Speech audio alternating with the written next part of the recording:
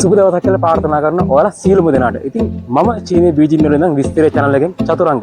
ඉතින් අද මම ඔයාලට මේ වීඩියෝ එකෙන් අරගෙන එන්නේ ඔයාලා චීනයට අලුතෙන්ම ආවොත් ඔයාලා අතරමං නොවෙන්න ඔයාලගේ දුරකථනයේ අනිවාර්යෙන්ම ඩවුන්ලෝඩ් කරගන්න ඕන ඇප්ලිකේෂන් 6ක් සම්බන්ධයි. ඉතින් වීඩියෝ එකට යන්න කලින් මම ඔයාලගෙන් ඉල්ලනවා පුංචි මතක් කිරීමක් කරනවා. ඔයාලා තාමත් මගේ channel එකට අලුත් කෙනෙක් නම් දැම්ම ගිහිල්ලා පල්ලා subscribe button එක press කරන ගමන් bell button එකත් ඔයාලා දාලා තියාගන්න. ඉතින් එහෙනම් අපි යමු වීඩියෝ එකට මොනවද මේ ඇප්ලිකේෂන් ටික බලන්න.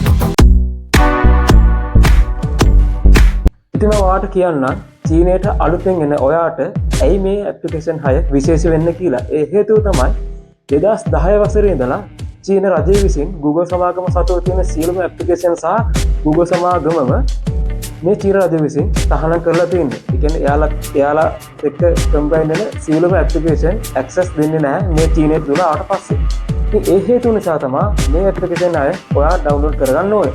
ඒකේ පළවෙනි ඇප්ලිකේෂන් එක විදිහට ඔයා VPN එකක් අනිවාර්යෙන්ම මේ චීනයට එනවා නම් ඩවුන්ලෝඩ් කරගන්න ඕනේ.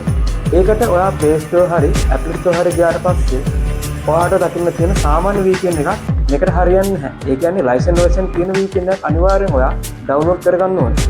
මම උදාහරණයක් විදිහට ඔයාට දෙන්නම්. Astral කියන VPN එක, ඒ වගේම Cisco Anyconnect කියන VPN එක.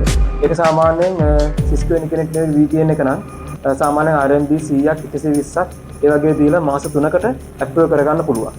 ඒ වගේම Astral කියන VPN එකත් ඩොලර් 10ක් හෝ 15ක් ගෙවලා ඔයා පාවිච්චි කරන කාල සීමාව අනුව පේමන්ට් එක ගෙවලා ඒක ඔයාලා ඩවුන්ලෝඩ් කරගන්න පුළුවන්. ඉතින් ඒ විදිහට VPN එකක් ඩවුන්ලෝඩ් කරගන්න ඕනේ. ඔයා චීනයට ඇවිල්ලා මේකේ තියෙන අනිත් සර්ච් එන්ජින් එක ඔයාට ප්‍රශ්නයක් වෙන්නේ නැති වෙන්න අනිත් ඇප් ඔයාලා යූස් කරනවා නම් ඔයා අනිවාර්යෙන් පළවෙනි කාරණාව විදිහට ඒ VPN එක ඩවුන්ලෝඩ් කරගන්න ඕනේ. ඉතින් දෙවෙනි කාරණාව විදිහට ඔයා අනිවාර්යෙන්ම ස්ක්‍රීන් ට්‍රාන්ස්ලේට් එකක් ඩවුන්ලෝඩ් කරගන්න ඕනේ. ඒ කියන්නේ මේ චීනයට ආවට පස්සේ මේ චීන සතුව තියෙන ඇප්ලිකේෂන් ගොඩක් ඔක්කොම සමහරක් ඇප් ඉංග්‍රීසි මික්ස් වෙලා තියෙනවා. අනිත් ගොඩක් ඇප් චීන භාෂාවෙන් තමයි ගොඩක් තියෙන්නේ. ඉතින් ඒවා ඔයාට කන්වර්ට් කරගන්න ලේසි වෙන ස්ක්‍රීන් ට්‍රාන්ස්ලේට් එකක් අනිවාර්යෙන් අවශ්‍යයි. මේ ස්ක්‍රීන් ට්‍රාන්ස්ලේට් එක ඔයා Apple Store එකේ වක්වත් එහෙම නැත්නම් සාමාන්‍ය Android phone වල තියෙන Play Store එකේ වක්වත් ඊට ඔයාට හම්බ වෙන්නේ නැහැ මේක.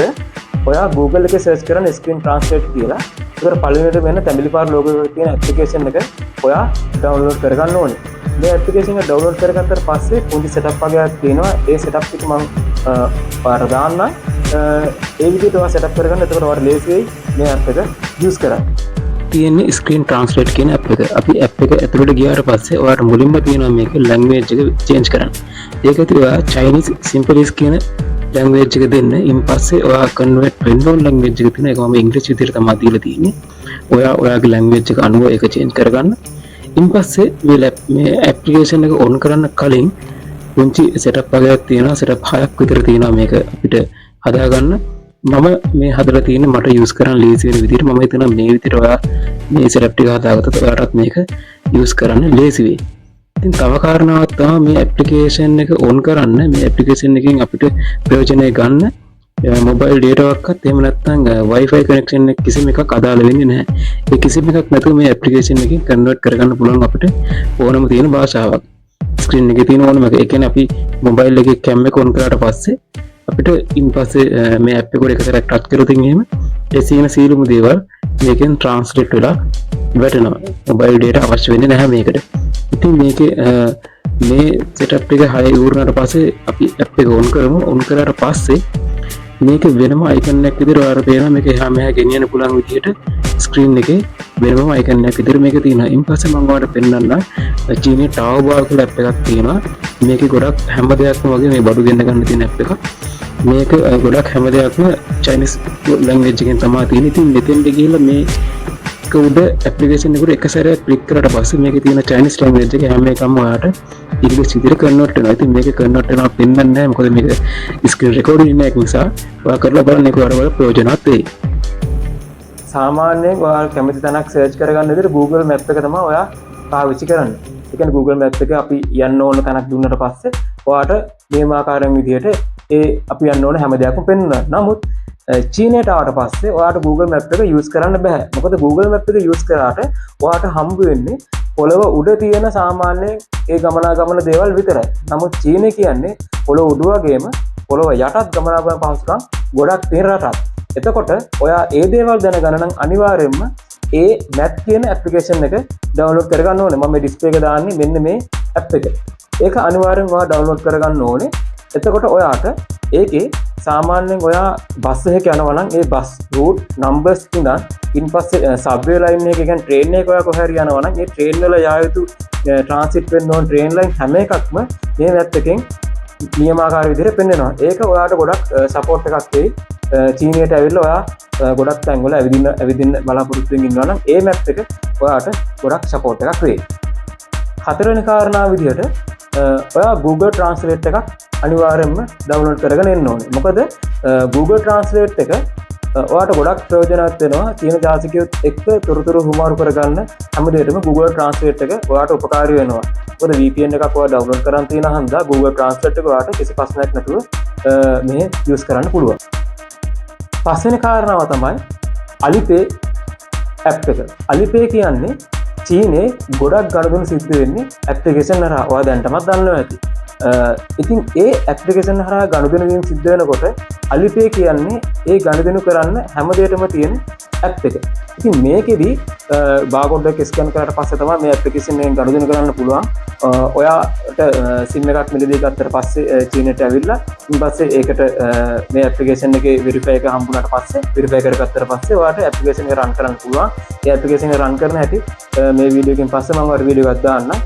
ඔයා දැනට චීනට එනකොට ඒ ඇප්ලිකේෂන් එක ඩවුන්ලෝඩ් කරගන්න. ඊට පස්සේ ඔයා SIM එකක් ගත්තට පස්සේ ඔයාට ඒක වෙරිෆයි කරගන්න පුළුවන්. හයවෙනි කාරණාව විදිහට ඔයා අනිවාර්යයෙන්ම WeChat කියන ඇප් එක ඩවුන්ලෝඩ් කරගන්න ඕනේ. ඉතින් මේ WeChat කියන ඇප් එකෙන් තමයි ගොඩක් දුරට මෙහි තොරතුරු හුවමාරු කිරීම සහ සෝෂල් මීඩියා සියලුම දේවල් ගොනු වෙලා තියෙන්නේ මේ WeChat එකේ හරහා. ඒ වගේම තමයි මේ WeChat එකත් ඔයාට Alipay එක වගේම පේමන්ට් වලදී යූස් කරන්න පුළුවන්. නමුත් ට්‍රාන්ස්පෝර්ට් වලදී ගොඩක්ම යූස් වෙන්නේ Alipay කියන ඇප් එක. තව කාරණාවක් තමයි ඔයා WeChat එක මෙහි ආවට පස්සේ යූස් කරනවා නම් අනිවාර්යෙන්ම ඔයාගේ VPN එක ඕෆ් කරගෙන තමයි ඔයා WeChat එක යූස් කරන්න ඕනේ. මොකද VPN එක ඔන් එකේ තිබුණොත් WeChat එක බ්ලොක් වෙනවා.